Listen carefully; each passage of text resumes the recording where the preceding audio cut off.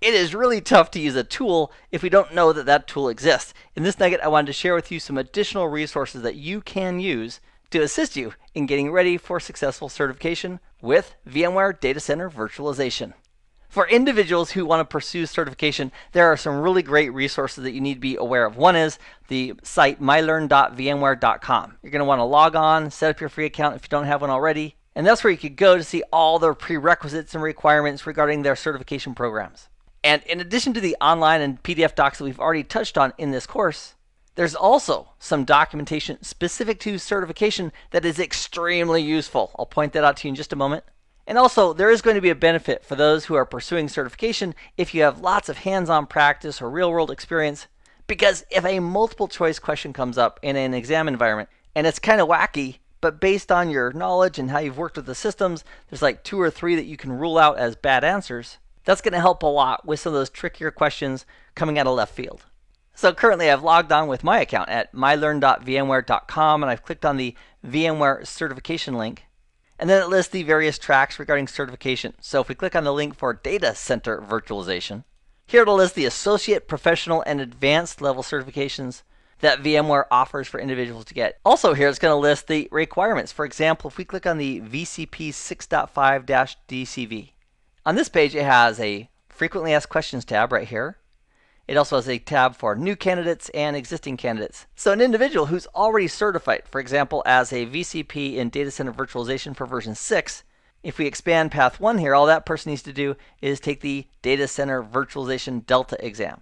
On the other hand, someone who's brand new to certification, if we click on the New Candidate Requirement tab, and we look at path 1 here by expanding it, and we'll scroll up just a little bit, they're recommending experience. They're requiring 1 or more training courses from an authorized VMware training partner, where you invest a few $1,000s for a 1-week class and you get the official curriculum and so forth, which they do require for someone who is brand new to the professional level certifications at VMware. And then there's 2 exams they want you to pass, a Foundations exam as well as the Data Center Virtualization exam. And if we click on one of the links here for one of those exams, which we'll do for the Data Center Virtualization exam, it takes us to the details for that exam, including the exam number, and then you can proceed to go ahead and register for it. Now, they aren't going to allow you to register for an exam unless you've met the prerequisites. So if we were to go back a page and back to path 1 and click on item 2 here, required training courses, it's giving us here a list of the VMware authorized courses. So here in the note it says any one of these will fulfill the training requirements. And if they change any of that, of course, they'll update the website to reflect that. So mylearn.vmware.com is the place to go for the latest and greatest information regarding these certification requirements from VMware. So we'll close that.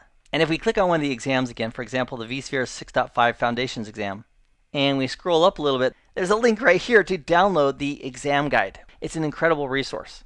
So if you download the exam guide, you'll have the latest and greatest version as of the moment you download it from their website. Let me give you a peek at how useful the exam guide that you download from VMware.com can be.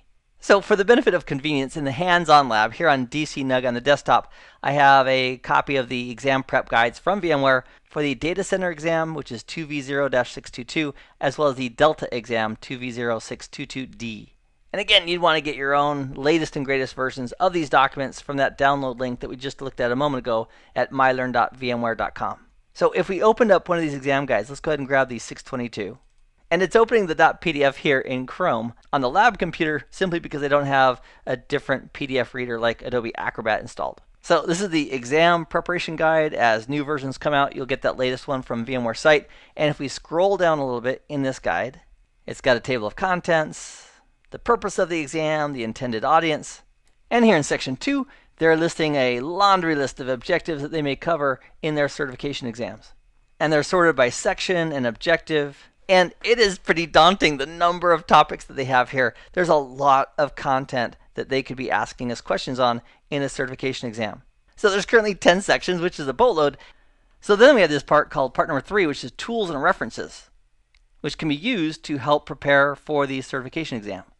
They're also stating that all the hyperlinks that they're providing are accurate as of the time they publish this document. And that's another great reason that we'd want to pull the latest and greatest version of this exam prep document from VMware site to make sure we're looking at the latest and greatest information. So for example, in the blueprint, let's say we're looking at section 1.2, What this column is showing us is the related documentation sets where we can go to find additional information or documentation about those topics. So in section 1.2, this document, and this document, based on these check marks, are all relevant for section 1.2. And case in point, let's say we were looking at modifying the default expiry time based on an objective in section 1.2. Well, what we could do is we could go ahead and just click on this hyperlink right here, and it would take us to that documentation. So let's do it. We'll go ahead and click on Modify Default Expiry Time. And actually what I meant to do, let me go ahead and use the back button here, and I'll page down to where we were again.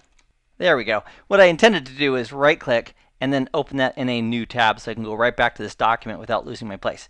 So if I open that in a new tab, it takes us to documentation regarding how to modify the default expiry time for the VPX user account. And then right here it talks about the VPX user account that vCenter server creates on each of the ESXi hosts that it's managing. And the password expires every 30 days. And if you want to change it, here's the parameter in the advanced settings that we could use to change it. And the list goes on. If we go back to the exam prep document and scroll down a little bit, there's another table that continues on. And sometimes it's referring us, for example, in here in 7.4, it's referring us to a larger set of documentation. Or other times it's taking us to more specific documents regarding the VPX user as an example. So this is an incredible resource that I wanted to point you to that you could use as you help prepare for your certification. And another tip that I want to share with you that's helped me quite a bit is to go ahead and have a bookmark for the online documentation that I use all the time. So I have the PDFs locally, and I also have bookmarks regarding, for example, vSphere 6.5. Another tip that people have found very helpful is to have bookmarks as well. So by setting a bookmark to some of your favorite documentation landing pages, it makes it that much easier to get right there. So I'm going to go ahead and close Chrome, which is providing our PDF viewing.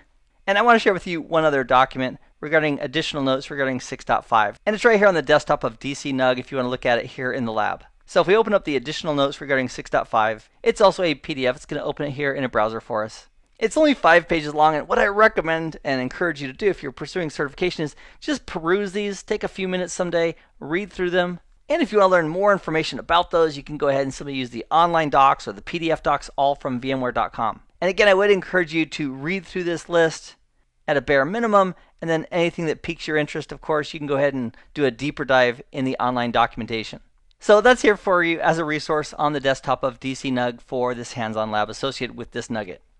So armed with some of those additional tools, I wish you the best of success in your personal and business life, and I look forward to seeing you in a future set of CBT Nuggets. Meanwhile, I hope this has been informative for you, and I'd like to thank you for viewing.